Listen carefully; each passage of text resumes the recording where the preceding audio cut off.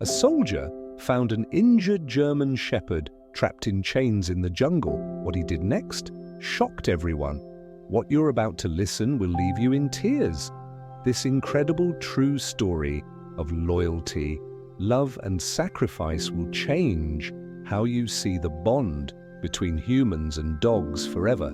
Like, share, and let us know in the comments where you're watching from. The jungle was silent, except for the soft patter of rain on leaves. Sergeant James Carter walked alone through the thick undergrowth, his boots sinking into the mud. With each step, his eyes were hollow, haunted by memories he couldn't escape. The weight of his backpack felt light compared to the burden he carried in his heart, the guilt of losing his best friend Corporal Mike and their beloved K9 partner Axel in an ambush 3 years ago. James hadn't told anyone where he was going. His family thought he was on another mission, but the truth was darker. After years of nightmares and endless therapy sessions, he had made his decision. He would disappear into this jungle, leaving behind a world that held too many painful memories. The rain grew heavier, soaking through his jacket. Lightning flashed in the distance, illuminating the shadows between the trees. James pulled out his water bottle, but his hands were shaking so badly he could barely unscrew the cap. That's when he heard it, a sound so faint he thought he had imagined it at first, a whimper, weak and filled with pain, carried on the wind. James froze. The sound came again, slightly louder this time. Something stirred in his chest, the first real emotion he had felt in months. His training kicked in, and he began moving carefully toward the source of the sound, pushing through dense vegetation. The sight that greeted him made his blood run cold. In a small clearing, chained to a massive tree, lay a German shepherd. The dog's ribs protruded sharply through its matted fur, and its eyes were dulled with exhaustion and fear. The chains wrapped around its body were new. This wasn't an accident. Someone had left this dog here to die. James approached slowly, his heart pounding. The dog's ears flattened against its head, and it beat its teeth weakly, expecting more abuse. But there was something about those eyes, something hauntingly familiar, that made James's hands tremble as he knelt in the mud. "Hey, buddy," he whispered, keeping his voice soft and steady despite the storm of emotions in his chest. "I'm not going to hurt you, I promise." The dog watched him wearily, its chest heaving with each shallow breath. James noticed dark scars crisscrossing its body, signs of systematic abuse that made his jaw clench with anger. Who could do this to an animal? As he moved closer, his eyes caught something half buried in the mud near the dog's neck. His fingers brushed against metal and his heart stopped. It was a dog tag, caked with dirt and rust. With trembling hands, he wiped it clean, and the world seemed to tilt beneath his feet. Axel, Military K9 Unit 214. James stumbled backward, his vision blurring. It wasn't possible. Axel had died in the ambush. He had seen the explosion, heard the yelp cut short by the deafening blast. Yet here he was, somehow alive, having endured years of torture and abuse. Axel, James's voice cracked. "Oh God, Axel, what did they do to you?" The dog's ears twitched at the name, but there was no recognition in those eyes, only fear and resignation. James reached out, slowly offering his hand, palm up, but Axel recoiled, pressing himself against the tree trunk.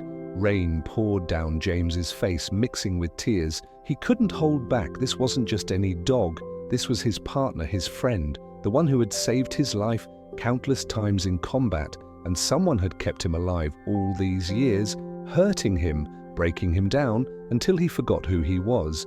James pulled off his backpack and took out his water bottle. He poured some into his cued hand and held it near Axel's mouth. The dog hesitated, distrust, wearing with desperate thirst. Finally his tongue darted out, lapping at the water with growing urgency. As James watched Axel drink, his earlier plans of disappearing forever shattered like glass. He had thought he had nothing left to live for. But fate had led him here for a reason.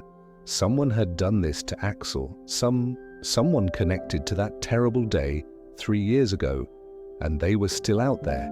The wind picked up, carrying with it the distant sound of breaking branches. James's head snapped up, scanning the darkness between the trees.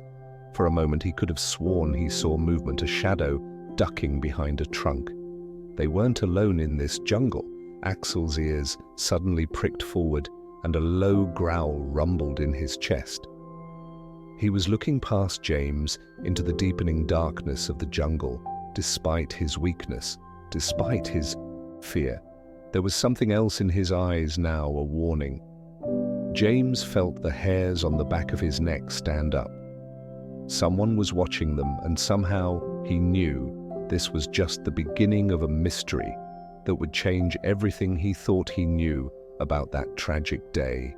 3 years ago, thunder crashed overhead as James worked quickly to free Axel from the chains. The metal links were secured with a heavy padlock crusted with rust, but still sturdy. James pulled out his multi-tool and began working on the lock. His hand steady, despite the adrenaline coursing through his veins. Each time the metal clinked, Axel flinched, but he didn't try to bite or pull away anymore. "Almost there, buddy," James murmured, his voice barely audible over the rain. "Just hold on." As he worked, his mind raced through possibilities. Axel had been declared killed in action after the ambush.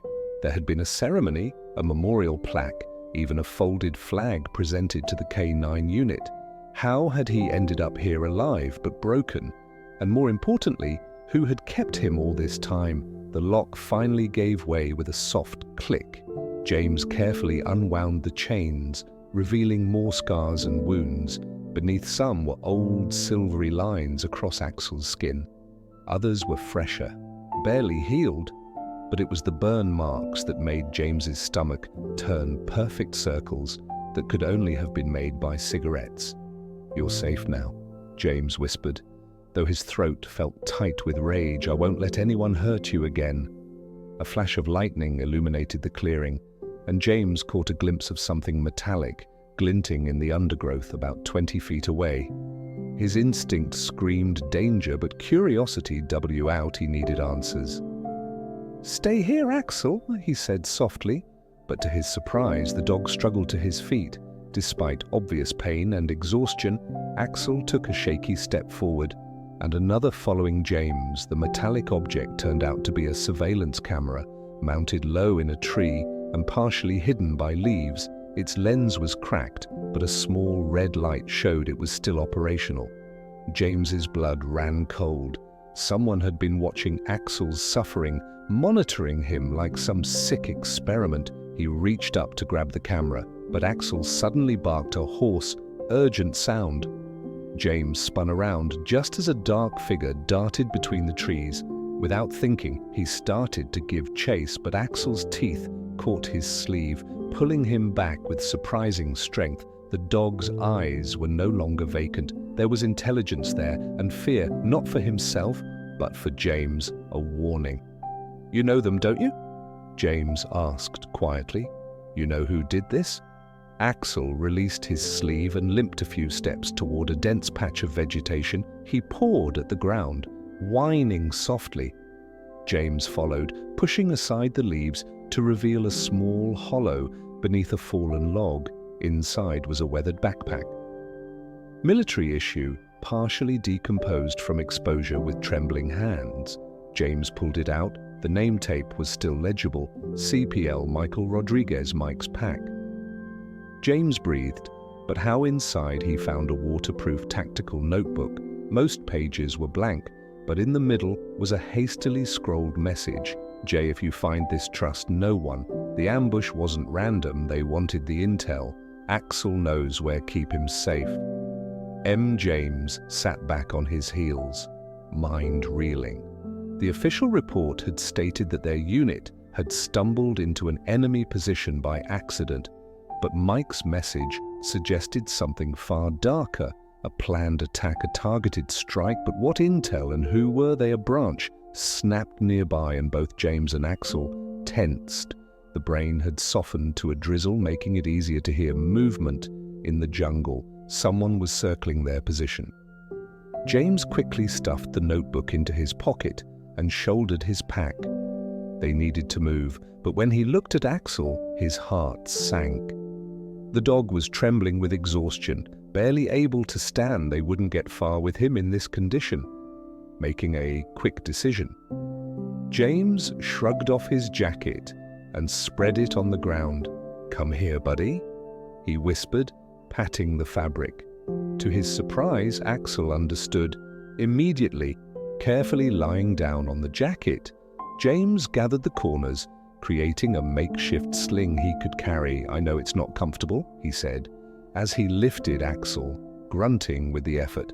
"But we need to get out of here." As if understanding the urgency, Axel remained perfectly still in the sling, his eyes scanning the darkness around them. James began moving through the jungle as quietly as he could, grateful for his military training. Every few steps he paused to listen, trying to detect pursuit. They had gone about half a mile when Axel suddenly grew tense in the sling. His ears pricked forward and a low growl rumbled in his chest. James froze, straining his senses. At first, he heard nothing but the drip of water from leaves, then a click, the unmistakable sound of a safety being switched off. James slowly turned around in the growing darkness. He could make out 3 figures emerging from the shadows, their weapons trained on him. They wore civilian clothes but moved with military precision. Sergeant Carter, one of them, called out softly, "Put the dog down and step away. This doesn't have to get messy." James's mind raced. They knew his name. They had been waiting for him. None of this was a coincidence. "Who are you?" he demanded, though he suspected they wouldn't answer the dog. Sergeant now. Axel's growl grew louder, and James felt him struggling to get free of the sling. Despite his weakness, despite years of abuse, the old warrior spirit was awakening in him. He wanted to fight last chance. The man said, "Don't throw your life away for a dying dog." James looked down at Axel, at the scars that marked years of torture, at the eyes that now blazed with recognition and purpose. In that moment, he made his choice. "He's not just a dog," James said quietly. "He's my partner." And then several things happened at once. Axel burst from the sling with expected strength. James dove for cover behind a massive tree trunk, and the jungle erupted in gunfire bullets, splintered bark inches from James's head as he pressed himself against the tree. Through the chaos, he heard Axel snarling, followed by a man's scream of pain. Despite his weakness, the German Shepherd had apparently lost none of his combat training. "Take the dog alive," someone shouted. "We need him." Those words sent a chill down James's spine. This wasn't about silencing witnesses or tying up loose ends. They wanted Axel for something specific. Mike's message flashed through his mind. "Axel knows where a bullet grazed his shoulder, burning like a hot wire."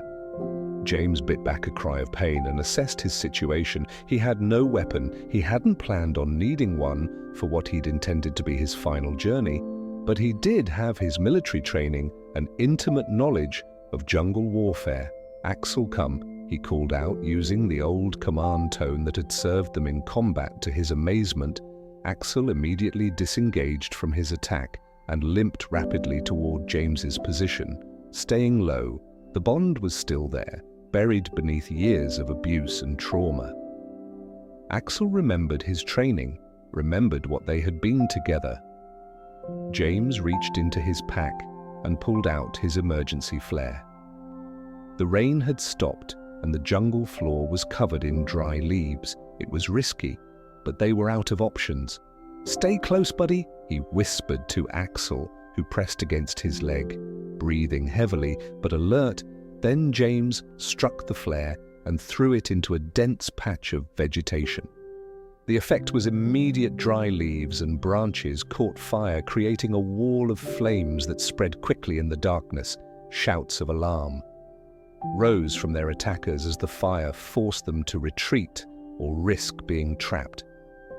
Now James scooped up Axel, ignoring the burning pain in his shoulder, and ran in the opposite direction. The dog was heavy, but adrenaline gave him strength behind them. Then the fire created confusion and cover for their escape. They ran for what felt like hours, though it was probably only minutes. James's lungs burned, and his wounded shoulder screamed in protest. But he didn't stop until they reached a small stream. He set Axel down gently and collapsed beside him, chest heaving. "Good boy," he gasped, reaching out to scratch behind Axel's ears. This time the dog didn't flinch away. Instead, he pressed his head into James's hand, his tail wagging weakly. The simple gesture of trust brought tears to James's eyes. After everything Axel had endured, the loyal heart of his old friend was still there, still willing to trust and fight beside him. But they weren't safe yet. James tore a strip from his shirt and quickly bandaged his shoulder. The wound wasn't deep, but it needed attention. More pressing was Axel's condition. The burst of activity had taken its toll on his weakened body. The dog lay panting, his legs trembling with exhaustion. "We need to find help," James muttered, more to himself than to Axel. But where the nearest town was miles away, and those men would be looking for them, they needed somewhere closer, somewhere safe to rest and regroup. That's when James remembered the old ranger station. It had been abandoned years ago when the Park Service built a new facility, but the building should still be standing. "Think you can make it a little further, buddy?" he asked Axel, who struggled to his feet in response, determined. In his eyes, they moved more slowly now, James supporting some of Axel's weight as they picked their way through the darkness. The moon had risen, providing just enough light to navigate. Every sound made them freeze a night. Birds call, a rustling in the canopy above the snap of a twig. After about an hour, the ranger station came into view. It was a small wooden structure, weathered but intact. James approached cautiously, Axel limping beside him. The dog's ears were forward, alert for danger, but he showed no signs of anxiety. The door was locked, but the wood around the handle was rotted. One solid kick, and they were inside. The interior smelled of dust and abandonment. Moonlight filtering through dirty windows revealed a simple room with a desk, some chairs, and a basic first aid cabinet mounted on the wall. James helped Axel settle onto an old blanket he found in a corner, then checked the first aid supplies. Most were expired, but he found some still sealed bandages and antibiotic ointment. He cleaned and dressed his shoulder wound, then turned his attention to Axel's injuries. The dog lay still as James carefully cleaned the worst of his wounds, only whimpering slightly when antiseptic was applied to the deeper cuts. As he worked, James talked softly, telling Axel about the 3 years he thought him dead, about the guilt and grief that had nearly destroyed him. "I should have looked for you," he whispered, his voice thick with emotion. "I should have known you were too tough to die in that blast. Mike knew, didn't he? That's why he left that message." At the mention of Mike's name, Axel's head lifted, his eyes fixed on James with an intensity that sent shivers down his spine. There was intelligence in that gaze, and something more, a desperate need to communicate. "What is it, boy? What were you guarding out there? What do you know?" Axel struggled to his feet and limped to the desk. He pawed at the bottom drawer, whining softly. James opened it, finding only dust and old papers, but Axel's excitement grew. He nosed aside the papers, revealing something scratched into the wood of the drawer. "Bottom numbers coordinates," James breathed, recognizing the format. But to where before he could copy them down, Axel suddenly went rigid. A low growl rumbled in his chest as his eyes fixed on the window. James dropped to the floor, pulling Axel with him into the shadows. Flashlight beams swept across the windows they had been found. "Check inside." A voice commanded, "They have to be here somewhere." James looked at Axel, saw the same determination in his partner's eyes that he felt in his own heart. whatever secret Axel had been protecting all these years, whatever truth Mike had died trying to expose, it was worth fighting for, worth dying for, and they would face it together.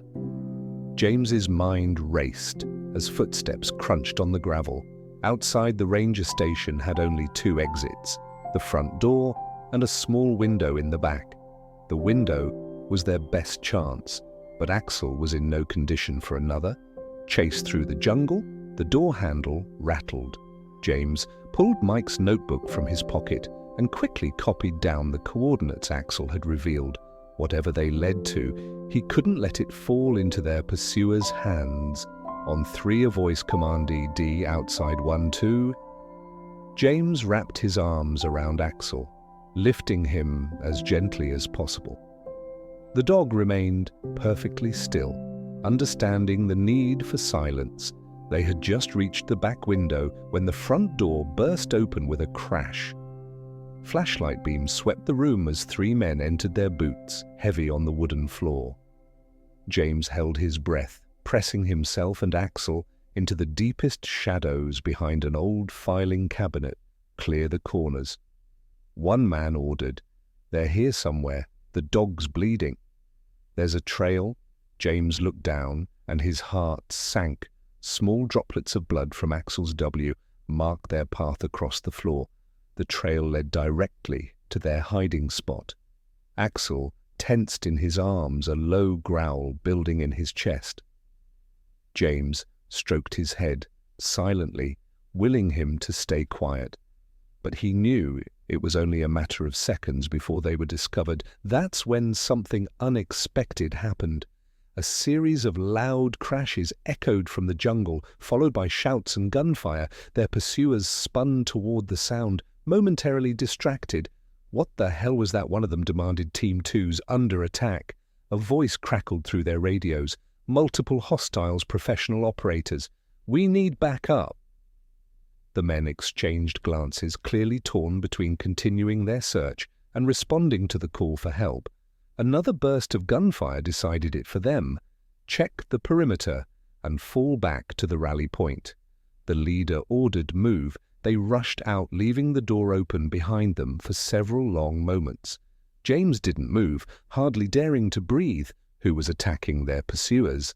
Another player in this deadly game. When the sound of footsteps had faded, James carefully set Axel down and crept to the door. The jungle was quiet again, but in the distance he could see flashes of light and hear the faint pop of gunfire. "This is our chance, buddy," he whispered to Axel, "but we need to move fast instead of heading directly away from the fighting." James chose to circle around it. The sounds of combat would mask their movement, and their pursuers would be focused on the new threat they made. Slow progress through the darkness. Axel was getting weaker, his breathing labored. The burst of activity earlier had depleted his already limited strength. James's own shoulder throbbed, and he could feel blood seeping through the makeshift bandage. After about 20 minutes, they came across fresh tire tracks in the mud. A vehicle had passed through, recently following the tracks, LED them to a narrow dirt road barely visible in the moonlight. "We need to find transport," James muttered. "We'll never make it on foot." As if in answer to his thoughts, a faint engine sound reached his ears. Headlights appeared in the distance. Coming their way, James quickly pulled Axel into the undergrowth, watching as a battered pickup truck approached. The truck was moving slowly, its driver clearly struggling with the muddy conditions as it drew closer. James made out a Parks Department logo on the door, a ranger probably checking on reports of gunfire in the area. It was a risk, but they were out of options. James stepped onto the road waving his arms. The truck slowed to a stop, and a young ranger peered out through the window, looking nervous. "Thank God," James called out, trying to sound relieved rather than desperate. "My dog's hurt. We need help." The ranger eyes widened as he took in James's bloody shoulder and Axel's condition. "What happened? I heard shooting poachers." James lied smoothly. "We surprised them while hiking. They opened fire. Please, my dog needs a vet." The ranger reached for his radio, but James quickly added, "The poachers took my phone. Could you just give us a ride to town? The authorities can take our statement there," after a moment's hesitation. The ranger nodded. "Hop in the back, there's a blanket back there for your dog." James helped Axel into the truck bed, then climbed in himself as they drove away. He watched the jungle recede behind them, still echoing with distant gunfire. Who were these new players, friends or enemies? The coordinates from the ranger station burned in his pocket. He pulled out the notebook and studied them again. They pointed to a location deep in the mountains, at least a day's journey from here. What would they find there? What secret had been worth 3 years of Axel's torture? The dog lay with his head in James's lap, finally allowing himself to rest. Looking down at his old friend, James felt a fierce surge of protective love. Whatever they were caught up in, whatever truth Mike had died trying to expose, he would see it through for Axel, for Mike, for justice. The truck hit a pothole, jolting them. Axel whimpered softly, and James noticed fresh blood on the blanket his partner needed. Medical attention soon, but regular vets would ask too many questions, might even report them to authorities who could be compromised. Then he remembered someone, Dr. Sarah Chen, a vet, who had treated military dogs during his deployment. She had left the service to open a private practice in a small town not far from here. If anyone would help them without asking too many questions, it would be her. James leaned forward and tapped on the truck's back window. The ranger slid it open. "There's a town called Millbrook, about 30 miles east." James said, "Know it." The ranger nodded. "Sure, pass through there sometimes. That where you're headed? Yeah, I have a friend there who can help." As the ranger turned onto a larger road, James felt Axel relax slightly. Perhaps the dog remembered Dr. Chen too, or maybe he simply sensed they were heading toward help rather than running from danger. But James couldn't shake the feeling that this was just a brief respite somewhere behind them. 2 groups of professional operators were engaged in a firefight. Someone had spent 3 years torturing Axel for information, and somewhere in the mountains, a set of coordinates held answers that powerful people would kill to protect their journey was far from. Over the ride to Millbrook took nearly 2 hours. Each bump in the road drawing a quiet whimper from Axel. James kept one hand on his partner's head, offering what comfort he could, while watching the darkness for signs of pursuit.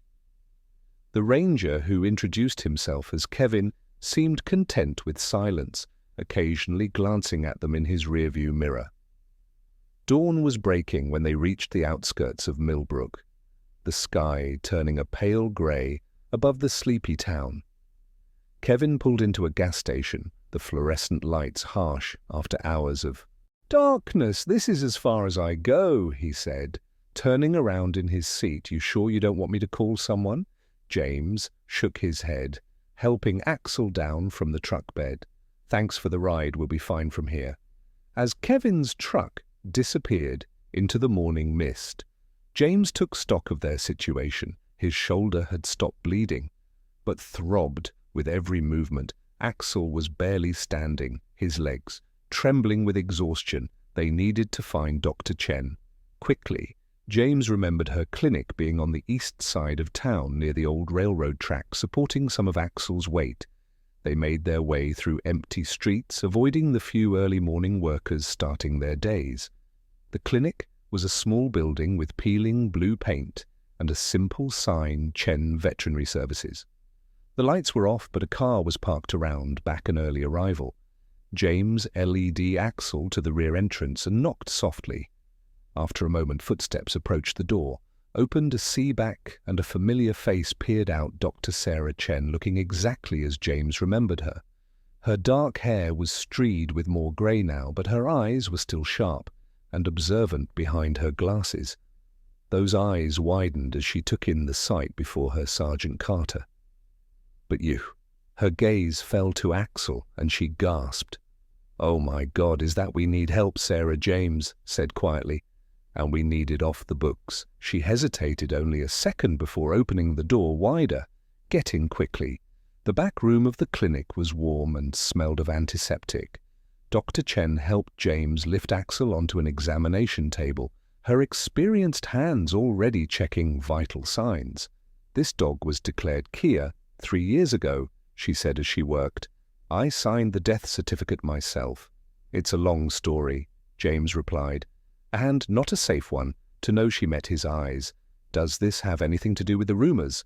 What rumors? Dr. Chen's hands never stopped moving. As she spoke, cleaning Axel's wounds with practiced efficiency after the ambush. There were whispers in the military veterinary community. Some of our best K9S were being lost. In suspicious circumstances, training accidents, ambushes, disappearances, always the most highly trained dogs, ones with special operations experience. James felt a chill run down his spine. How many? At least 7 that I know of, all declared killed in action. All bodies never recovered. She gestured to Axel's scars. These aren't random abuse marks, they're systematic. Someone was trying to condition him, to break him down and rebuild him. But why? What could they want from a dog? Dr. Chen's expression was grim. You'd be amazed what these dogs know. Sergeant, they see everything, remember everything, rotes, faces, locations, and they can't be interrogated in traditional ways, can't be broken by normal psychological pressure. So someone developed other methods, as if understanding they were talking about him. Axel whined softly. James stroked his head, noticing how the dog leaned into his touch, now trusting him again. Despite years of abuse, he recognized coordinates, James said quietly. In the ranger station, he showed them to me. Dr. Chen paused in her work. That doesn't surprise me. These dogs are trained to remember specific locations, to lead their handlers back to places of interest. Whatever Axel saw 3 years ago. Whatever. He knows. She trailed off as a sound caught her attention. Did you hear that? James tensed, listening. Footsteps in the front of the clinic, the scrape of a lock being picked. Is there another way out? He whispered. Dr. Chen nodded toward a small window, but Axel's in no condition to run. He needs at least an hour for the medications to start working. The footsteps were getting closer. James made a quick decision. Hide him! I'll lead them away, James. No, Sarah, please, whatever's going on, it's bigger than us. Axel's the key to everything. Promise me you'll protect him after a moment. She nodded. There's a concealed storage space under the operating room floor. We used to hide rescued fighting dogs there during raids together. They quickly moved Axel to the hidden space. The dog tried to resist, not wanting to leave James, but was too weak to fight. I'll come back for you, James promised, looking into his partner's eyes, just like you waited for me. Trust me, buddy. The hidden door closed just as the examining room door began to open. James slipped out the window, deliberately, leaving a blood smear on the sill as he ran down the alley. He heard shouts behind him. They took the bait. His shoulder screamed in protest as he vaulted a fence, but he pushed through the pain. He had to put as much distance between them and the clinic as possible, had to make them believe Axel was with him. A bullet sparked off the wall beside his head. They weren't trying to be quiet anymore. James ducked into a narrow space. Between buildings, his mind racing. He couldn't keep running forever. He needed a plan. Then he saw it, the railroad tracks, and beyond them, the old grain mill, its abandoned bulk, rose against the morning sky like a fortress. If he could reach it, he might have a chance to turn the table on his pursuers. More bullets kicked up dust at his feet as he sprinted across the open ground toward the mill. His lungs were burning, his wounded shoulders sending waves of fire down his arm. But he kept running, driven by a single thought. Every step took their hunters further from Axel. He just hoped his partner would understand why he had to leave him behind, and that whatever secret was hidden in those coordinates was worth all this pain. The interior of the grain mill was a maze of rusted machinery and shadows. James's boots kicked up clouds of ancient dust as he ran, leaving obvious tracks. But that was part of the plan. He needed his pursuers to follow him deep into the building. Years of military training kicked in as he moved. Every shadow could be a hiding place, every rusted piece of equipment a potential weapon. He could hear them entering the building below their footsteps, echoing on metal stairs. Split up. A voice commanded, "Watch the exits. He's trapped in here." James allowed himself a grim smile. That's what they thought. He hadn't spent 3 years training in urban warfare for nothing. This wasn't his trap, it was theirs. Meanwhile, back at the clinic, Dr. Chen worked quickly to treat Axel's wounds. The hidden space under the floor was cramped but secure, lined with old blankets that helped muffle any sounds. She could feel the dog's eyes on her as she cleaned his injuries, intelligent and worried. "He'll come back." She whispered more to herself than to Axel. He always completed his missions no matter what. This time won't be different back in the mill.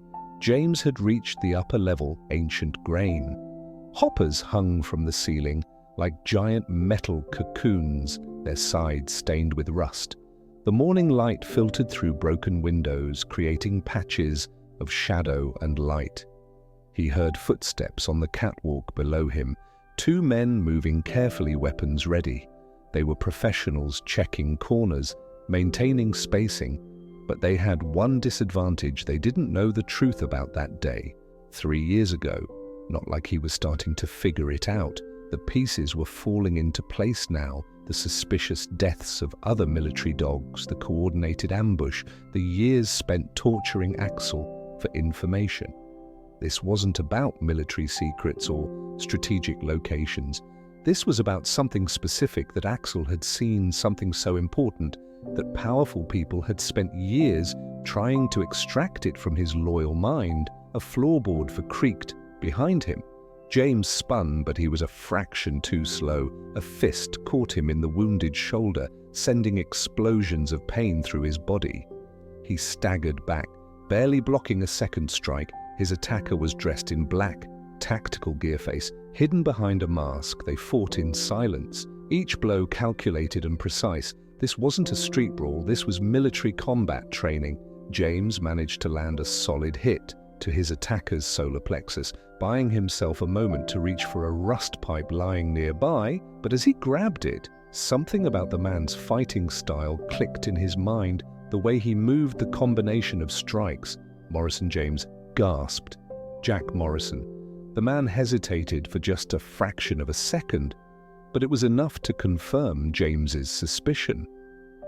Morrison had been their hand-to-hand combat instructor, one of the best in the special operations community. He had also been there the day of the ambush. Why James demanded keeping the pipe ready. "Why are you involved in this?" Morrison's response was another attack, but James was ready. This time he blocked the strikes, turning his opponent's momentum against him. They crashed into an old control panel, sending sparks flying from ancient electrical connections. Was it all a lie? James pressed the training. "The Brotherhood. Did you help set up the ambush? You don't understand." Morrison growled, his voice muffled by the mask. What that dog saw, it could bring down entire operations. People would die. People already died. James shot back. "Mike died, and you tortured Axel for 3 years." Their fight had attracted attention. James could hear the others running up the stairs. He needed to end this now, whatever Axel saw. James said, "Whatever's at those coordinates." Mike thought people needed to know. That's why he left the message. That's why you couldn't break Axel. Some things are worth dying for. Morrison lunged forward, but his attack was rushed, emotional. James Sid stepped, swinging the pipe with all his strength. It connected with Morrison's temple, dropping him to the floor. The others were almost there. James ran to one of the broken windows, looking down at the railroad tracks below. A crazy idea formed in his mind back at the clinic. Axel suddenly lifted his head, ears perking up. Dr. Chen paused in her work, listening. In the distance, she could hear the whistle of the morning freight train approaching the crossing. James took a deep breath, looking at the approaching train. The timing would have to be perfect. He could hear his pursuers reaching the upper level, shouting as they found Morrison unconscious. "Follow the coordinates, Axel," he whispered. Then he jumped for a moment. He was falling through empty air, the ground rushing up to meet him. Then he hit the roof of a passing freight car, rolling. With the impact, pain exploded through his wounded shoulder, but he held on as the train picked up speed, car carrying him away from the mill, from Morrison, from the truth he was starting to uncover. His last glimpse of Millbrook was the old grain mill silhouetted against the rising sun, his pursuers watching helplessly from the broken window. They wouldn't follow. The train was moving too fast now, heading west into the mountains, but James wasn't running away. The coordinates Axel had shown him were burned into his memory. They pointed to a location high in those same mountains where the freight line passed through an old mining district as the train clattered through the morning. James checked his shoulder. The wound had reopened during the fight. But it wasn't serious. He had survived worse. And somewhere back in Millbrook, Axel was safe with Dr. Chen, finally getting the medical care he desperately needed. James closed his eyes, feeling the rhythm of the train beneath him. Morrison's words echoed in his mind. What that dog saw, it could bring down entire operations. What had Axel witnessed that day? What secret was worth betraying? Everything they had fought for, the answer was waiting in the mountains. And this time James wouldn't stop until he uncovered the truth. The freight train rumbled through valleys and tunnels, each mile taking James closer to the coordinates that held the key to everything. The morning sun had risen fully, now warming the metal roof of the freight car. His shoulder had stopped bleeding again, but the pain remained a constant reminder of how close he'd come to being caught. Meanwhile, in Dr. Chen's clinic, Axel was showing signs of improvement. The antibiotics were working, and some strength had returned to his legs, but the dog remained restless, his eyes constantly moving to the window, watching for James's return. "Hunds like that, you know," Dr. Chen said, softly, as she changed Axel's bandages. "Never could stay away when one of his team was in danger. I remember in Afghanistan when a young handler was pinned down by enemy fire. James ran through a minefield to reach him. Everyone thought he was crazy, but he said he'd never leave a partner behind." Axel's tail thumped weakly at the story, as if he remembered too. Dr. Chen smiled, but her eyes were worried. She had seen the news reports starting to come in a fire, in the jungle gunshots at the old grain mill. Whatever James was involved in, it was escalating on the train. James was studying Mike's notebook again beyond the coordinates. There were other marks he hadn't noticed before, small dots and dashes that looked random but might be some kind of code. Mike had always been clever about hiding information. In plain sight, the train began to slow as it approached a switching station. James knew he couldn't stay on board much longer. Morrison's team would have radioed ahead, and there might be people watching the tracks. He needed to disappear into the landscape as the train crawled around. A bend. James spotted what he needed, a steep, wooded slope leading up into the mountains, timing his move. Carefully, he rolled off the freight car, hitting the ground. Running, the impact sent fresh waves of pain through his shoulder, but he pushed through it, scrambling up the slope before anyone could spot him. Back in Millbrook, Dr. Chen was facing her own crisis. A black SUV had parked across the street from her clinic, 2 men in suits watching the building. They hadn't come in yet, but it was only a matter of time. "Time to move, boy," she whispered to Axel. There was a back entrance to the hidden space that led to underground drainage tunnels, a remnant from when the building had been part of the town's old meatpacking district. She had never thought she'd need to use it. Axel seemed to understand the urgency. Despite his injuries, he followed her quietly through the narrow tunnel, staying close to her legs. The darkness was complete, but the dog's presence was oddly comforting if she could sense his alertness, his military training still sharp despite.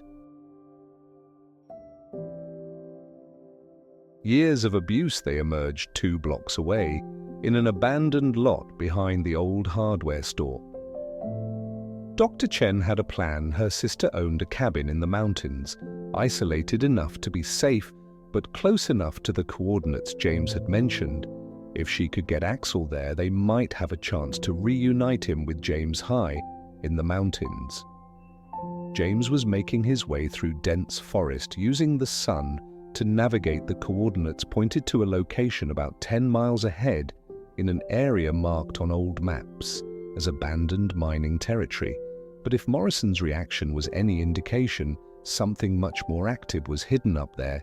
His military training helped him spot the signs, broken branches artificially arranged to look natural camera mounts disguised as bird nests, subtle marks on trees that would guide patrols along specific routes.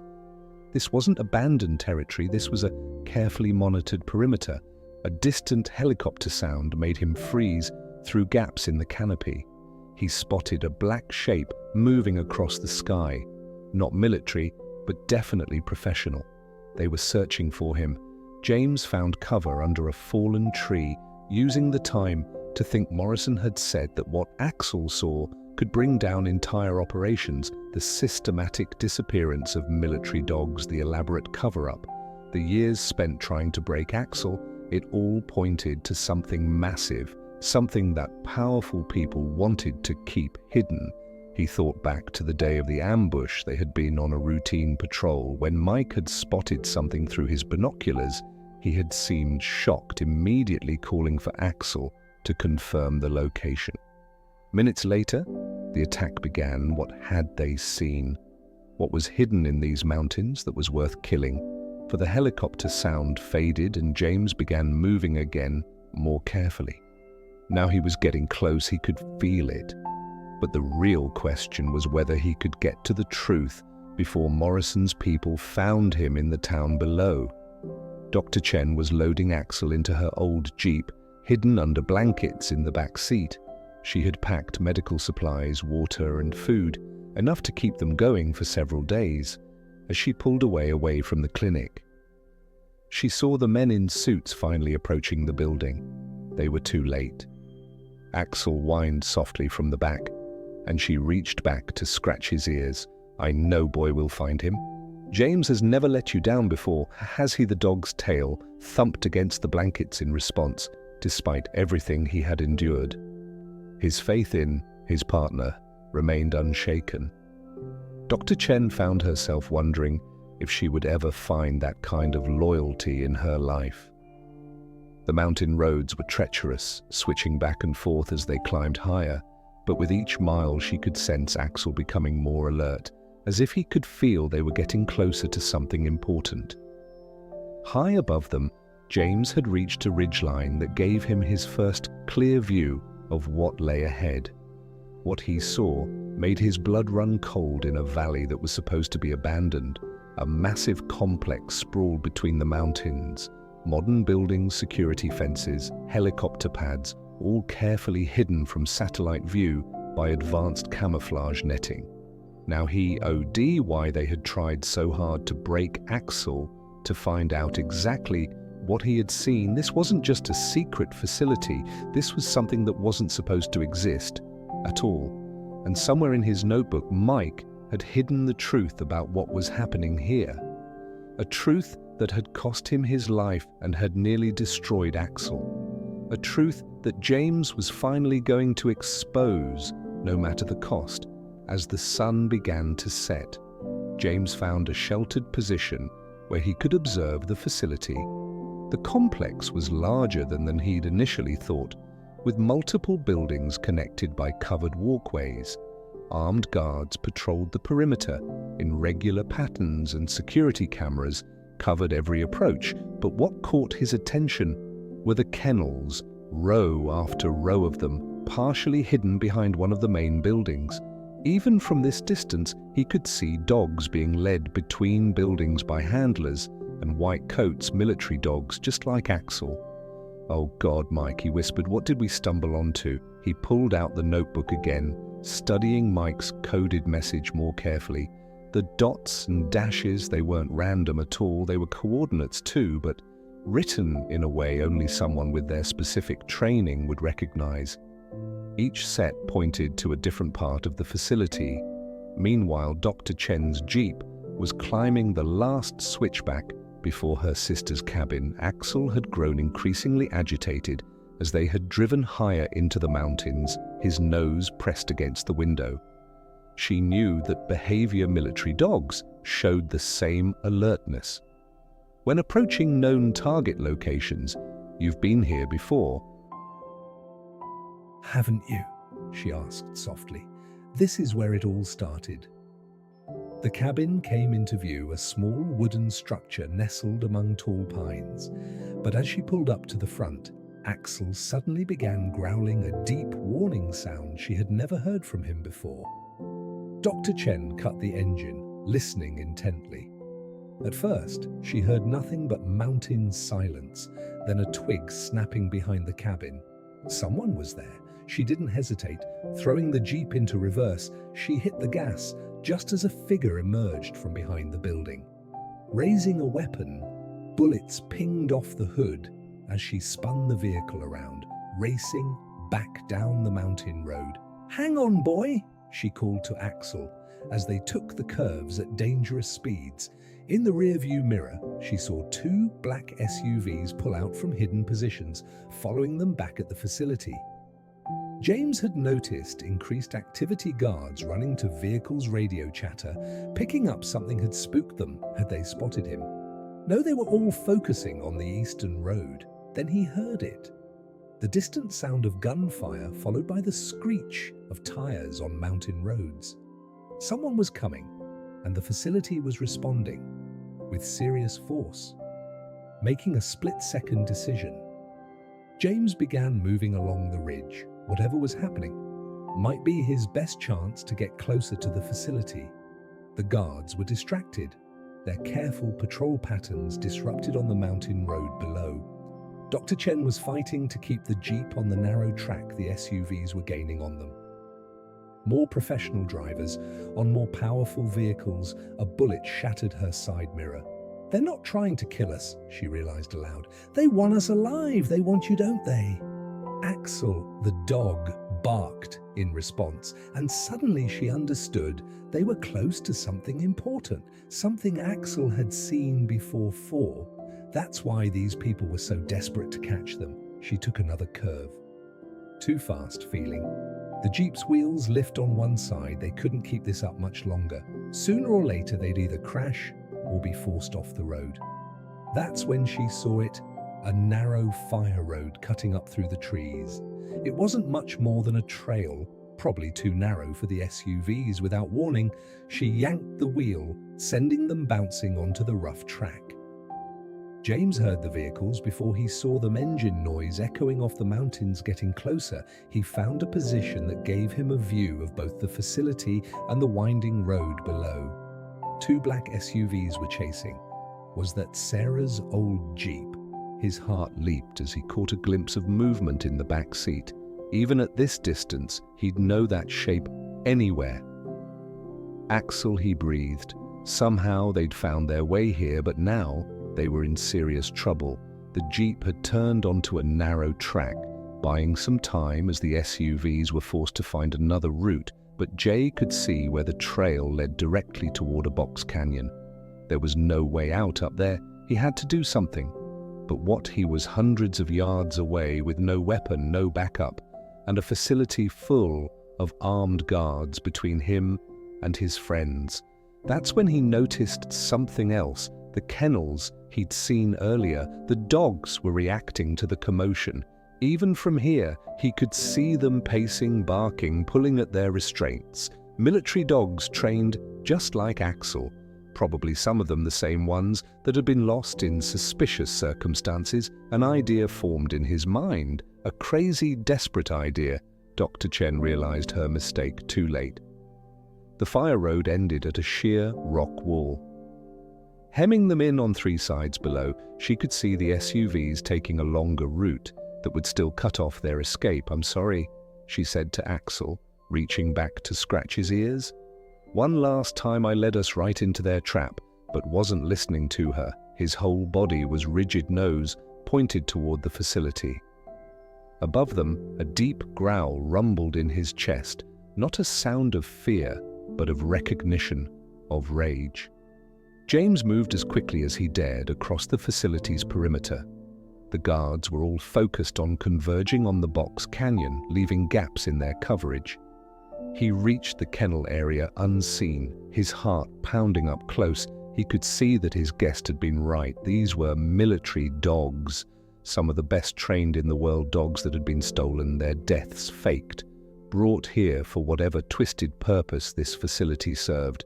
And every one of them recognized him not as an individual, but as one of their own. A handler, someone who spoke their language, their training held, even after whatever had been done to them here, in the box canyon. Drive. Chen heard vehicles approaching. They were trapped. She turned to Axel, seeing the same fierce intelligence in his eyes that had made him such an exceptional military dog. Whatever happens," she said softly, "it was worth it. You deserved a chance to be free." Axel barked once, sharp, clear, commanding a sound that echoed off the canyon walls, and from somewhere above, another bark answered, then another and another. The night erupted into chaos as James released the kennel locks. Dozens of highly trained military dogs burst from their cages, responding to Axel's call with a fury born of years of captivity. The sound of their barking filled the mountain air as they charged through the facility, overwhelming guards and handlers with military precision. These weren't ordinary dogs. They were elite warriors trained for combat situations, each one worth a platoon of soldiers, and now they were free, directed by Axel's commanding bark toward the box canyon where Dr. Chen's jeep was trapped. James ran behind them, using the chaos as cover. Alarms blared across the facility as guards scrambled to respond to a situation they had never trained for. Through the confusion, he heard Morrison's voice on the radio, "Contain them! Don't let them reach the canyon!" But it was too late. The dogs moved like a coordinated unit, taking down anyone who tried to stop them. Years of abuse had not broken their training or their spirit. It had only made them more determined in the box canyon. Dr. Chen heard the approaching storm of barks and growls. Axel was standing in the back of the jeep, now his posture straight despite his injuries, barking commands to his approaching comrades. The SUVs had just reached the canyon entrance when the first wave of dogs hit them. Handlers and guards, scattered as highly trained German Shepherds, Belgian Malinois, and other military breeds, crashed into their lines like a tidal wave. "My God," Dr. Chen whispered as she watched the scene unfold.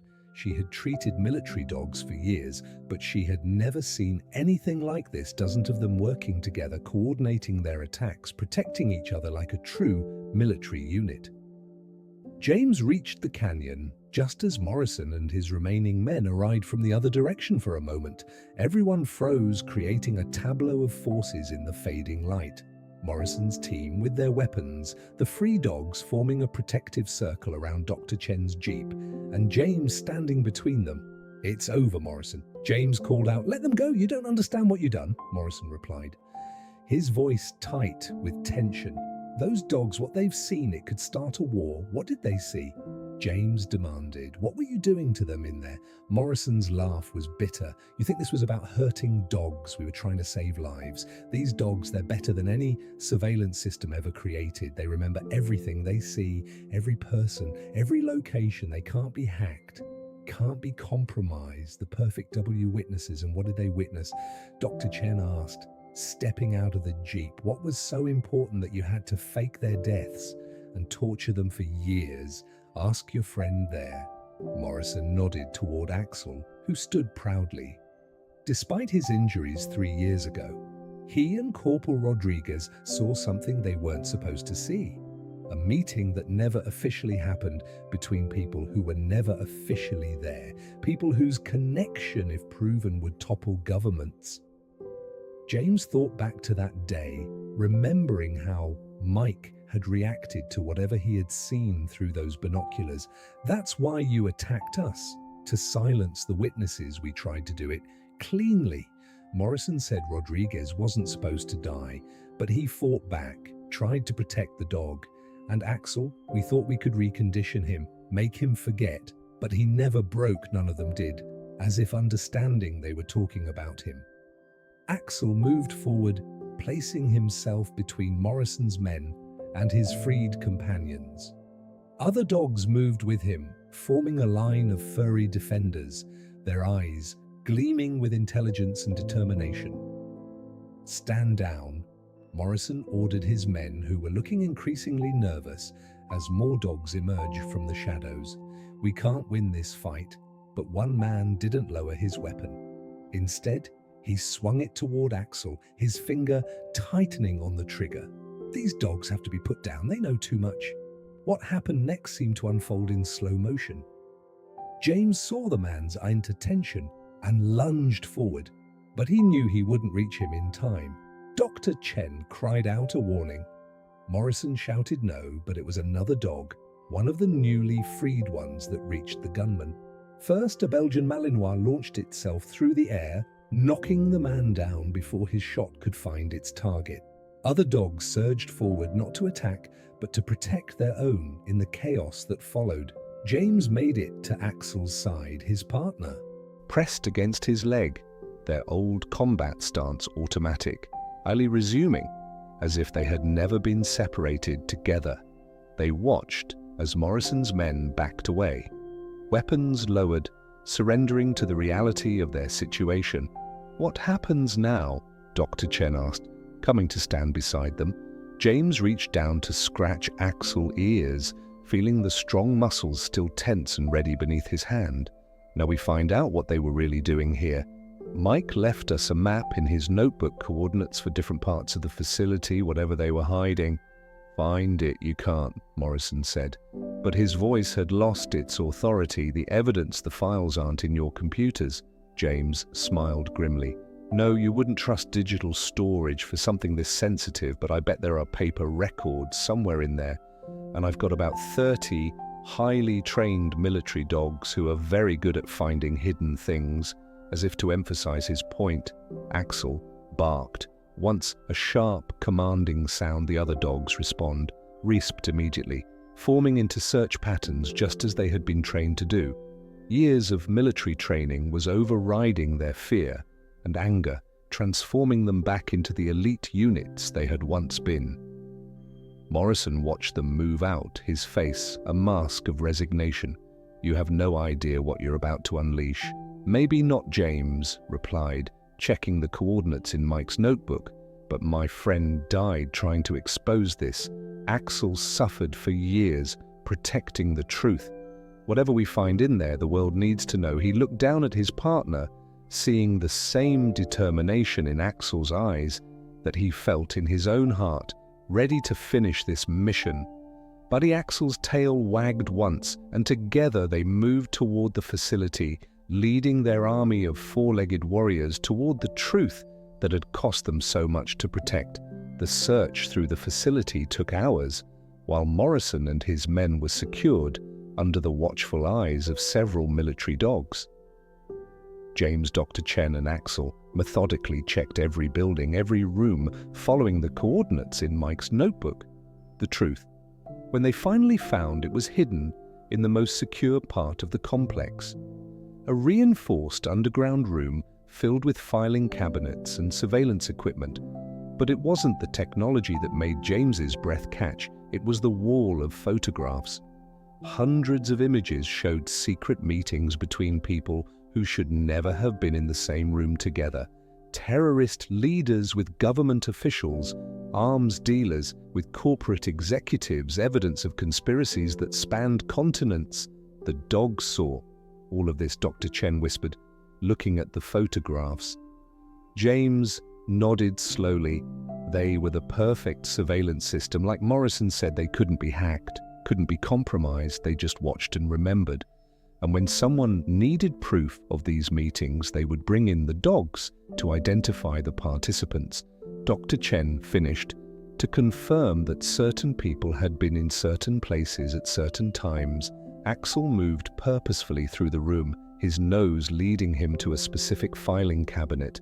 He scratched at the bottom drawer, whining softly. James knelt beside him, feeling his heart race.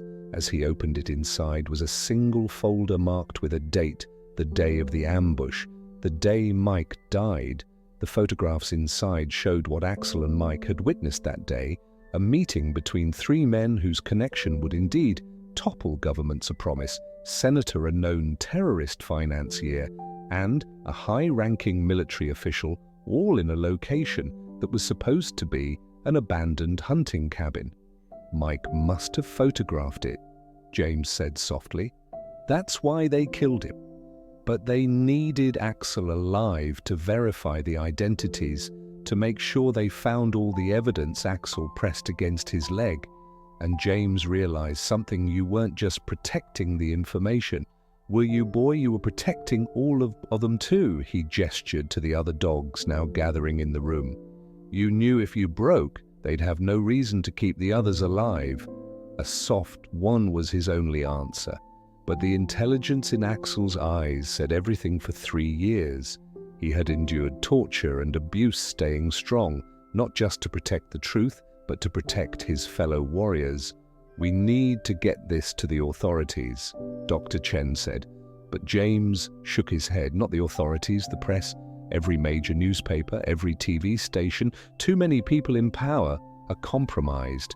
He looked at Morrison, who stood defeated in the doorway. That's what Mike was trying to do, wasn't it? Go public with everything? Morrison nodded slowly. Why do you think we work so hard to stop him? Once this gets out, the whole system comes down. Maybe it needs to come down, James replied. Gathering the files. Maybe that's what Mike died for, what Axel suffered for. The sun was rising by the time they emerged from the facility. Dr. Chen had called in every favor she had, arranging transport for all the free dogs to safe locations, legitimate military and police canine units where they would be protected and valued one by one.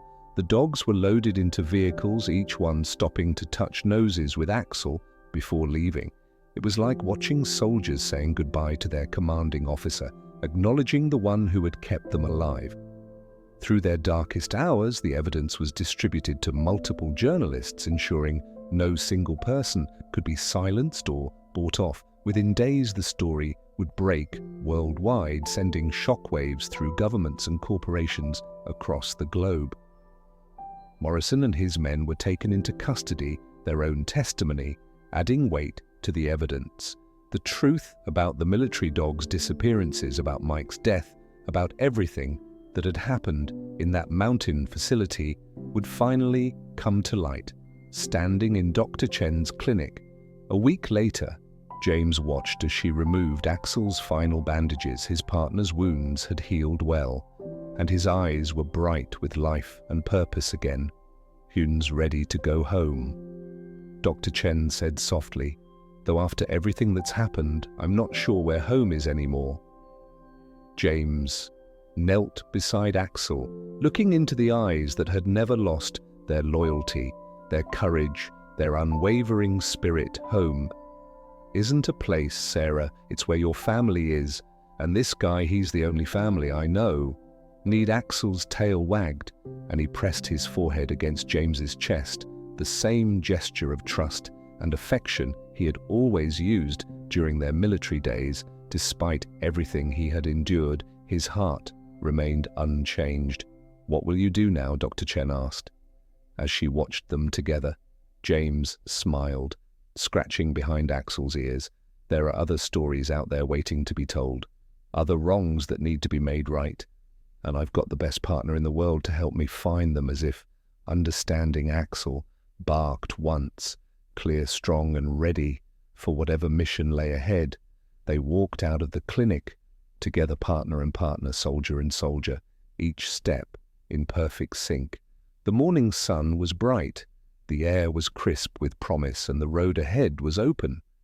The truth they had uncovered would change the world, but for James the biggest change had already happened.